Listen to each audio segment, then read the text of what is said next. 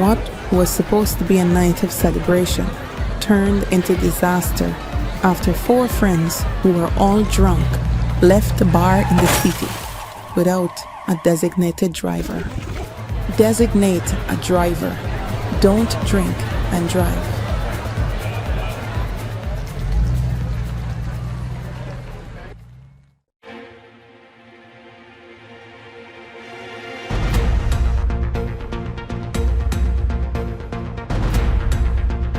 This is your news source evening bulletin for today, Wednesday, the 8th day of January in the year 2025.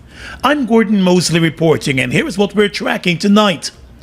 On the heels of members of the joint services receiving a 10% salary increase, 1 month's salary as a bonus, and the $100,000 cash grant for citizens, President Irfan Ali today announced that the members of the joint services will now enjoy a minimum wage of $130,000 per month. He said the move to increase the minimum wage for the joint services will bring equity and uniformity in the salary structure of joint services ranks. The minimum wage in the public sector currently stands at $100,000. Speaking at an event at the headquarters of the Guyana Fire Service, the president noted that although his government has moved to increase and adjust the salaries of ranks, some disparities have been uncovered. He said the minister responsible for finance was tasked with immediately addressing the issue.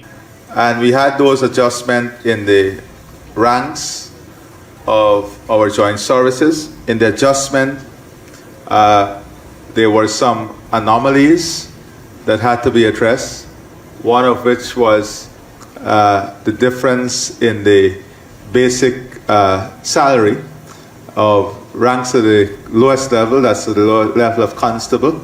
I think it was 130. Is it 130, right? 130 in some agency, and it was 105, 110 in some agency. So I've spoken to the Minister of Finance, and I've asked that he ensure that every rank in the Guyana, in the joint services, that is at the constable level, that every rank be paid a minimum salary of $130,000. The move to increase the minimum wage for the joint services is set to benefit mostly constables, who were earning between $105,000 and $110,000 per month. And it has set a new minimum wage for the Guyana Police Force, the Guyana Fire Service, and the Guyana Prison Service. President Ali said the move reflects the government's commitment to making life of ranks easier. He said he's looking forward to more hard work and dedication from the joint services in return. So that there's consistency. So you have constables in the police force, in the fire service, and you have privates who are at 105 and 110. They will be adjusted to 130, so we have equity across the scale. So we have your best interest at heart, because we ask for your best too. We ask you to give of your best to our country, and we will give and the country will invest in you. The president has repeatedly stated his position to improve the lives of members of the joint services. He said a number of initiatives have been put in place since he took office to support them on the job and also in their personal lives. Meanwhile, in a video statement this afternoon, opposition leader Aubrey Norton said the increase for members of the joint services and all public servants should be a whole lot more, especially when it comes to the minimum wage. Irfan Ali's announcement of $130,000 minimum wage for the joint services is a political gimmick. Again, it is not a livable income. The public service is still at $100,000 per month. Is he going to raise it to $100,000? And even if he does that, you're still in the dilemma of not having a livable income. More news coming up in just a moment. It all starts with one. Maybe it's one look, you know the one, or one touch, even one word. It can start with one step, or one promise, one thrill, one first time, one deep breath, one leap of faith, one day to remember, or one night to forget. one moment, so many stories that make up one crazy, average, everyday, fabulous life. We get one life, just one. Make your move. It all starts with one.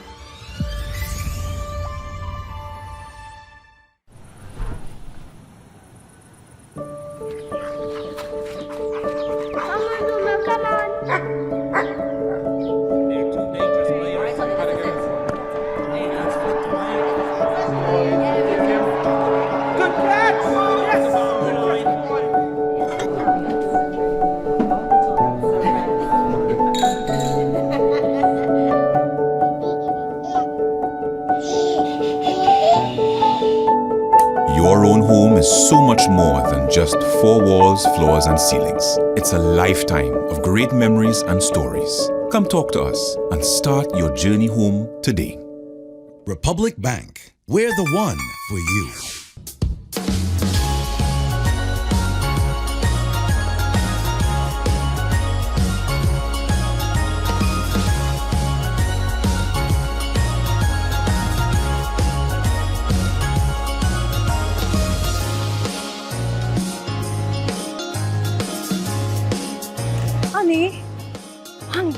Honey, what were you doing?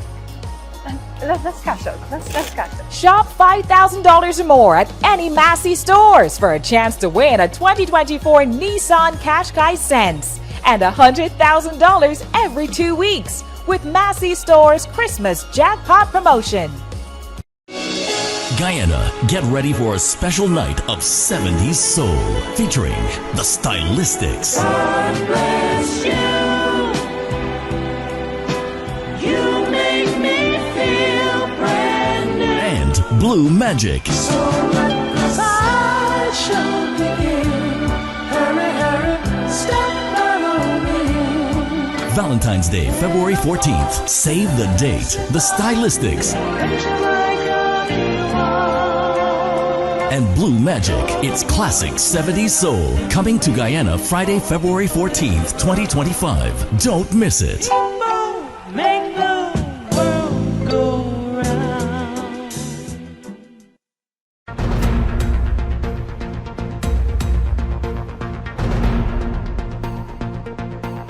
Welcome back. Well, the government of Guyana, through the Ministry of Foreign Affairs, today expressed grave concern over Venezuela once again violating the Argyle Agreement and the order of the International Court, which was issued on the 1st of December 2023. The president of Venezuela, in a statement on Tuesday, announced the election of a governor of the Essequibo region, which belongs to Guyana. The Ministry of Foreign Affairs here in Guyana said the move constitutes a breach and violation of the commitments made under the Argyle Agreement and the order of the International Court of Justice.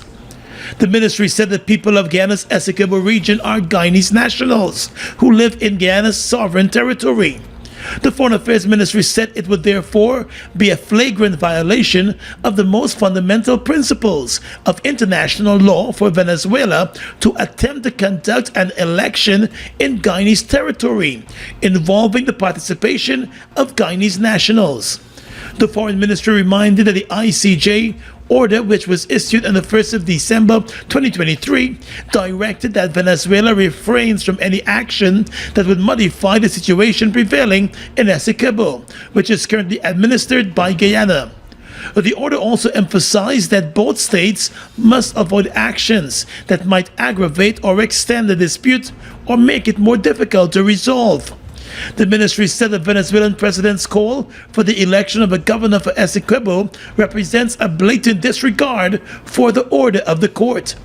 The government of Guyana has again rejected Venezuela's claims of Guyana's Essequibo region and has reiterated Guyana's full commitment to the process before the International Court of Justice, as mandated by the UN Secretary General under the Geneva Agreement of 1966. The Foreign Ministry said Guyana remains prepared to engage in constructive dialogue under the agreed frameworks, but it cannot condone or accept unilateral actions that threaten the sovereignty and territorial integrity of Guyana. Guyana has informed the international community of the latest actions by Caracas. Amerindian Affairs Minister Pauline Sukai today revealed that although there have been concerns raised about the handling of grants issued to indigenous villages under the Low Carbon Development Strategy, there has been no outright theft of the money. Sukai at the time was responding to questions posed to her at a press conference at the Ministry of Amerindian Affairs. Outright theft of the money. I have no case before me at the moment. Last year, 242 indigenous villages received a total of $4.7 billion in grants, in addition to $35 million in supplementary funding under the Low Carbon Development Strategy 2030. It was explained that the funds were disbursed directly into the bank accounts of the respective village councils and are utilized in keeping with approved village sustainable plans. The expenditures are overseen by community members who form part of the financial management and oversight committees. However, Minister Sukai said the Ministry of Amerindian Affairs has received repeated complaints that Tushals were keeping the money and not handing the funds over to the treasurers. Yes, we have had instances where we have heard with no tangible evidence that Tushao is keeping the money and he's not giving the treasurer. That's a recurrent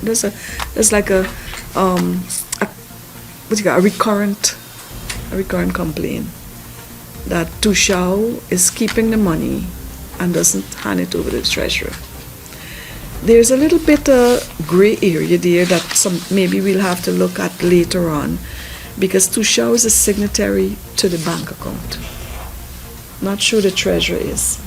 And maybe that is why Tushao will tend to want to hold on to the money. Sukai said in other cases, Tushals have been found to be spending the grant without notifying or updating their village councils or the oversight committees. So if they're building a guest house and they want to do the foundation and they want to do the structure, what they'll do is take a tranche.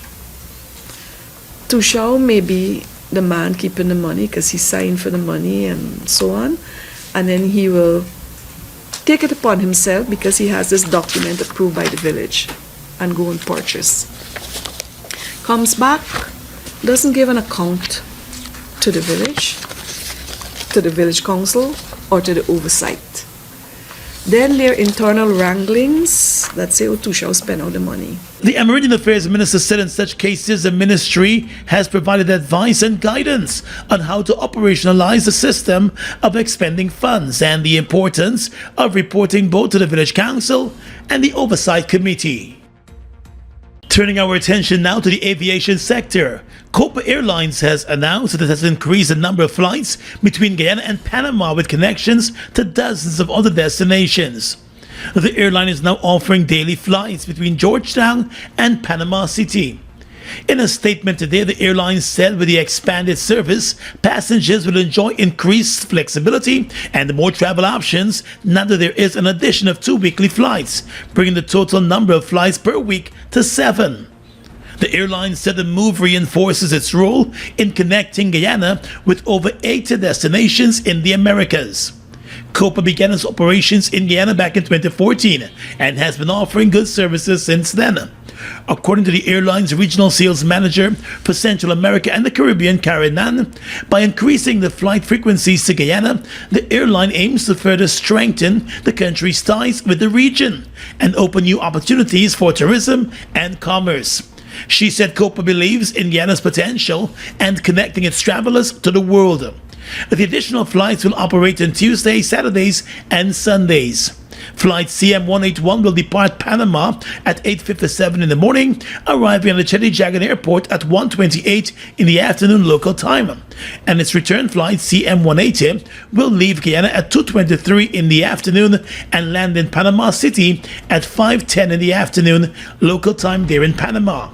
Copa Airlines has a Guyana office on Camp Street here in Georgetown. Guyana, get ready for a special night of 70s soul featuring the Stylistics. God bless you. You make me feel brand new. And Blue Magic.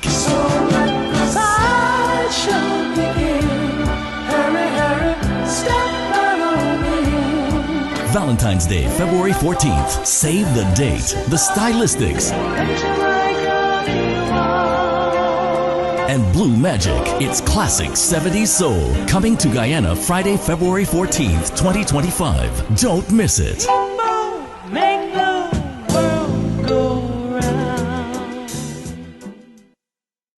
GECOM is currently conducting a claims and objections exercise to produce an official list of electors, OLE. If you were 18 years or over on December 31, 2024, and you're a Guyanese citizen by birth, descent, or naturalization, or a citizen from a Commonwealth country living in Guyana for 1 year or more, you are eligible for inclusion in the OLE. GECOM has posted the preliminary list of electors, PLE, in all of the registration divisions across Guyana for you to check if you are listed, and if so, whether your particulars are accurate. If you have changed your address since you were registered, you need to visit the GECOM registration office responsible for your new area of residence to apply for a transfer. Wednesday, January 15, 2025 is the last day you can apply for a transfer during this exercise. For more information, contact the GECOM on 2250-278-9 or visit www.gecom.org.gy.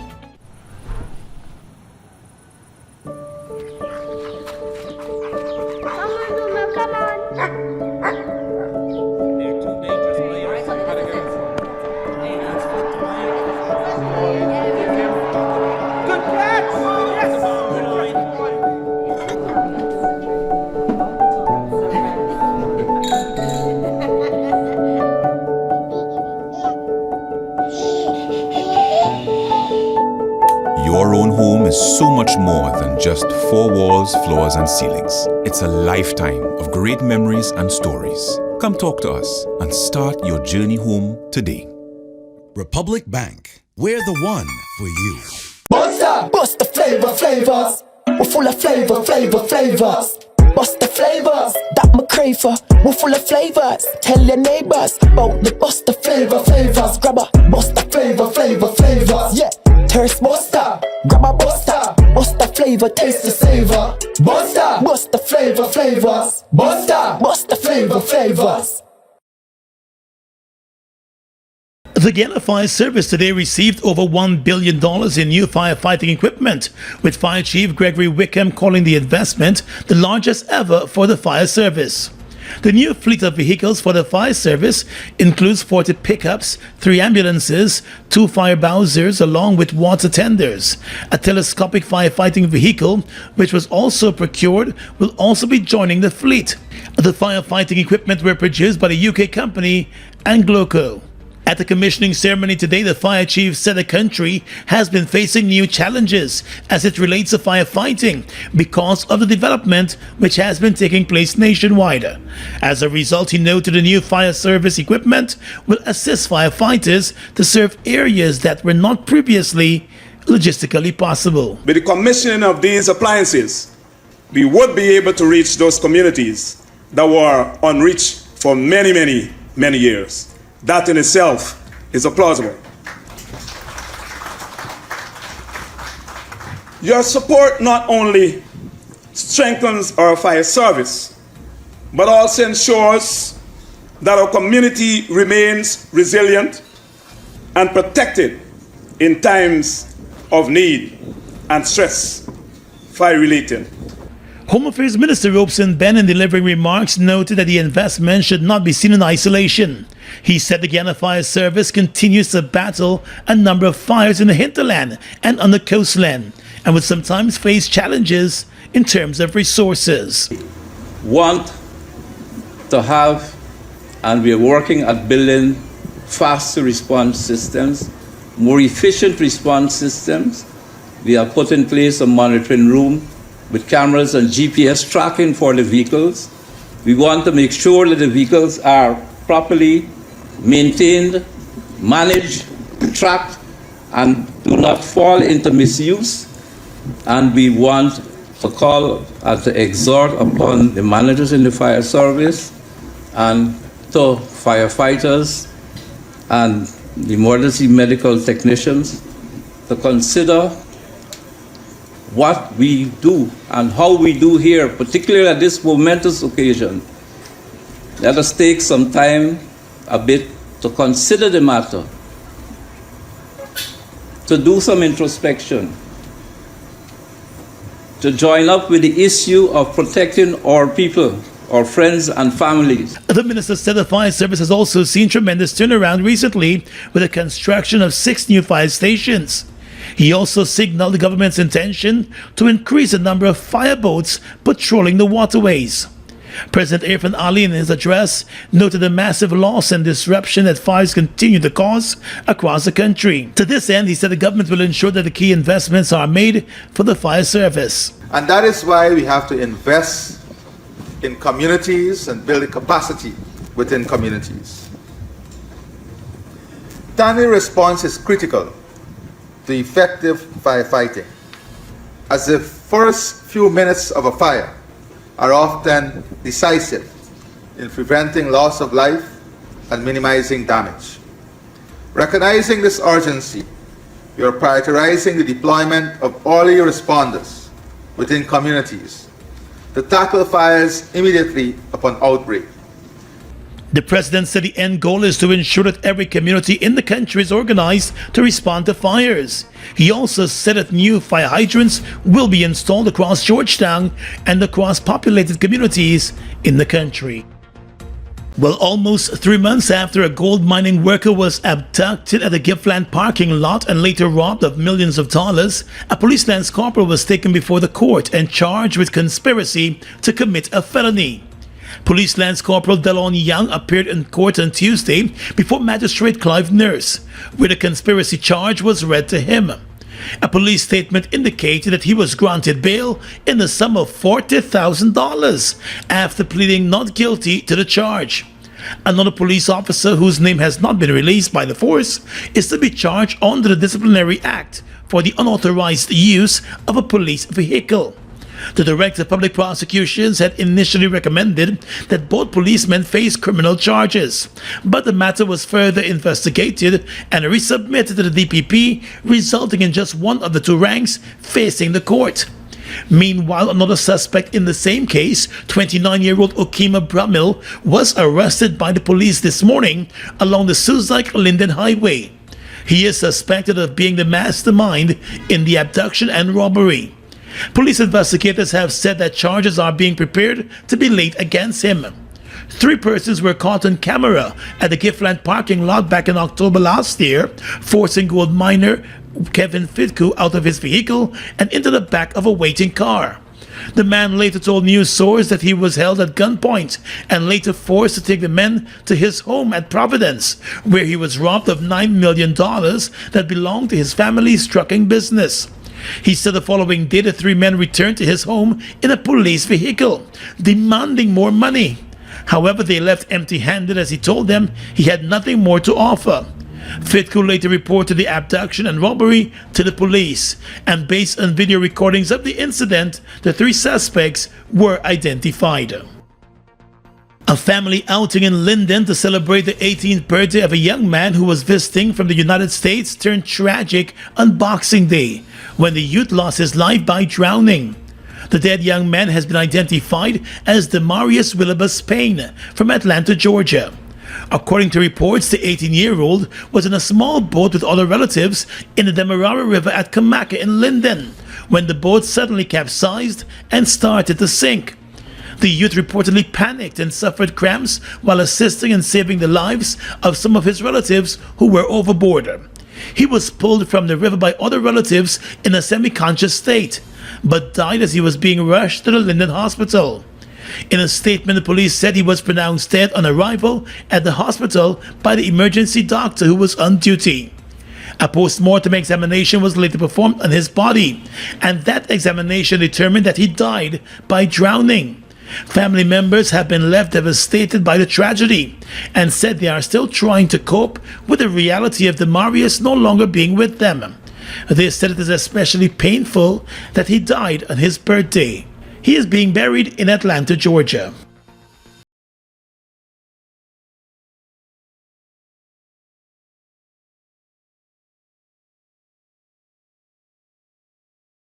GECOM is currently conducting a claims and objections exercise to produce an official list of electors, OLE. If you were 18 years or over on December 31, 2024, and you're a Guyanese citizen by birth, descent, or naturalization, or a citizen from a Commonwealth country living in Guyana for 1 year or more, you are eligible for inclusion in the OLE.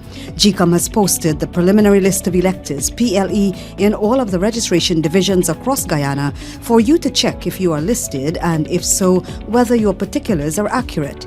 You can object to anyone who you believe does not qualify for inclusion in the OLE. To do so, you must be listed in the same divisional list as the person you are objecting to. You must visit the GECOM registration office responsible for your area of residence to make an objection. The objections aspect of this exercise will end on Wednesday, the 22nd of January 2025. For more information, contact the GECOM on 225-027-829 or visit www.gecom.org.gy. Guyana's economy is rapidly transforming, and we're all part of it. Guyoil is at the forefront of this development by providing reliable and efficient energy and supporting community development from the very core. 100% of Guyoil's profit goes back to building schools, roads, and other important infrastructure that connects our cities and towns, providing fuel to domestic, marine, industrial, and aerial transportation.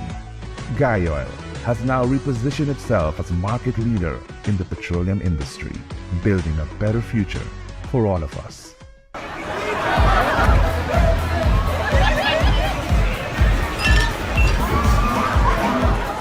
What was supposed to be a night of celebration turned into disaster after 4 friends who were all drunk left the bar in the city without a designated driver. Designate a driver. Don't drink and drive.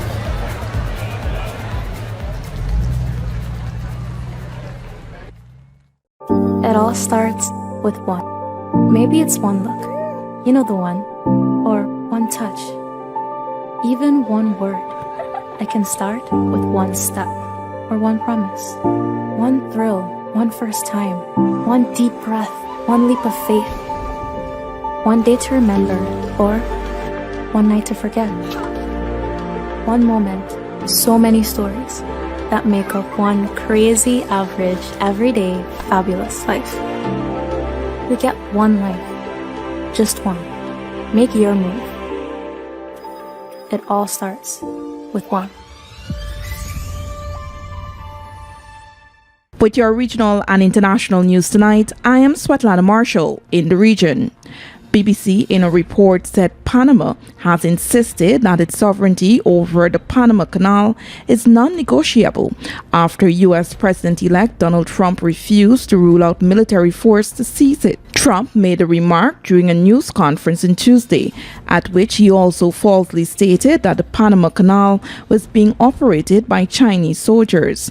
Panama's Foreign Minister Javier Martinez responded by saying that the only hands operating the canal are Panamanian, and that is how it's going to stay. The Panama Canal was managed by the U.S. for decades, but under a treaty signed by the late U.S. President Jimmy Carter in 1977, it was handed over to the Panamanians on December 31, 1999. Ecuadorian President Daniel Noboa said in a decree on Tuesday that interim Vice President Cynthia Natalie Gelibert will serve as acting president from Thursday to Sunday so he can participate in campaigning for his re-election. A debate about who would act as president if Noboa were to take time out for the campaign has made waves in the country amid a long-running spat between him and the elected vice president Veronica Abad. Gelibert was named interim vice president on Saturday, replacing a previously named interim. Abad, who has also been serving as Ecuador's ambassador to Israel, was suspended from her post by the Labor Ministry in November. The ministry accused her of committing a serious disciplinary offense by not complying with an order to travel to Turkey due to security concerns during the conflict in Gaza. A court then overturned the suspension in December, and the same day, Noboa ordered Abad to go to Turkey to act as temporary consular at the country's embassy there. And finally tonight, international news. Germany and France have warned Donald Trump against threatening Greenland after the U.S. president-elect refused to rule out using military force to seize Denmark's autonomous territory. On Tuesday, Trump reiterated his desire to acquire Greenland, saying that the Arctic island was critical for national and economic security. He has repeatedly expressed an interest in buying Greenland, having mooted the idea in 2019 during his first term as president. Denmark, a longtime U.S. ally, has made clear that Greenland is not for sale and that it belongs to its inhabitants. Greenland's prime minister is pushing for independence from Denmark, but he too has made clear the territory is not for sale. And that's your News Source Evening Bulletin for tonight. I'm Svetlana Marshall, wishing you a pleasant evening.